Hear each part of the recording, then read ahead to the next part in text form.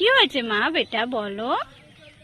ঠিক আলু মাম ডাল চকলেট। কে খেয়ে নিয়েছে মা? বাবা বাবা, কাকা কাকা, দাদু দাদু, আমি তুমি তুমি তুমি সবাই খেয়েছে? তাই?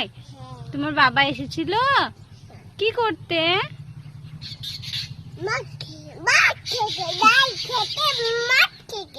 ভাত খেতে, ডাল খেতে, মাছ খেতে। তোমার বাবু কোথায় গেছে? কাজে গেছে।